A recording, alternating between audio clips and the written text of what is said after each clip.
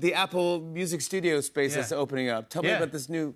And when does it start? New tricks, new toys. It's going to be great. Pretty state of the art. It's it's probably the last radio studio I'll ever broadcast from, if you think about it, because I'm not planning on going anywhere. And it's the best. It's like high tech, amazing, like beautiful, thoughtfully done. And we're going to have a lot of amazing people come through. You got to come through. Hey, it's Radio Finn here on YouTube. Time to do some deep dive into radio. Let's go.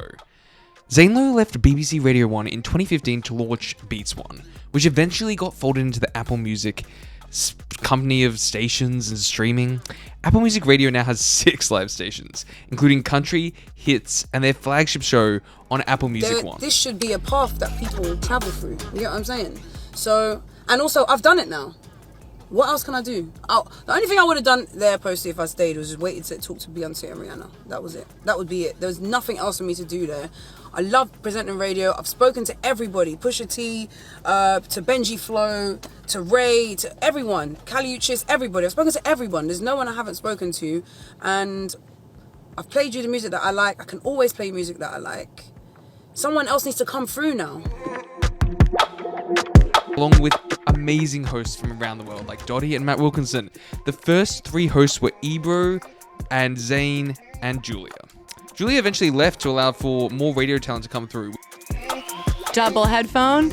Is that what everyone does? One off? I'm like, we're not cutting vocals today. I've had this one. No. Yeah, because Ew. the hair is so intense that it's like this. Oh my almost God. Like, it's like I admire and then they're that. like, oh no wait, it's got to go back that way. What Apple Music and Apple Music One do really well is creating the future of radio, where often a lot of the radio industry is called the dying industry. These stations are actually crazy because they're connecting with people through technology and streaming. Also, by the way, I'm Finn, a radio announcer from Brisbane, Australia, who is a total radio nerd. I love Apple Music Radio because it not only connects with everyone, but provides some of the best content and artists connecting through a streaming platform. Where you've got stations like BBC Radio 1 and Triple J doing the same thing, Apple Music One really sits in line with them. Throughout the years, though, the station has gone through transformations, which is crazy because they now have such an amazing digital audio content and video content that they've evolved from 2016 to 2024 to 2025 with new studio spaces, microphones, and everything. Accessing radio stations online are something that Radio 1 and Triple J are really trying to do because this is how people connect with radio. It's gone are the days of traditional radio equipment and, tuning in on your car. I guess some people still do. Triple J has a platform for streaming and discovering new artists, which is crazy because it kind of works in line with what Apple Music is doing too. It's creating streaming services and radio connected in the same platform. Apple Music is definitely, though, providing the digital footprint for how to actually morph radio going forward. I don't think it really provides an answer for content-driven shows like comedy shows and chat shows.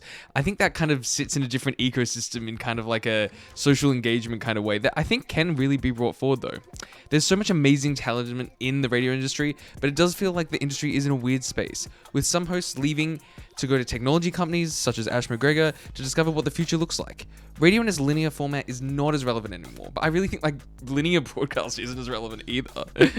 Another issue facing is how do we find new talent? There is so much new talent on radio, but there's also so much undiscovered talent too. At the moment, it can be a challenging industry to break through. Although crazy enough, while I was making this video, Apple actually did announce that they are releasing their stations on TuneIn for the first time. So they are creating radio in a radio platform to advertise their streaming service, which is crazy. Radio is an advertisement for streaming. Radio is back, baby. It's as relevant as ever. We're here to celebrate 10 years of Apple Music. It's our job to be a conduit between the artist and the fan. This is for you guys.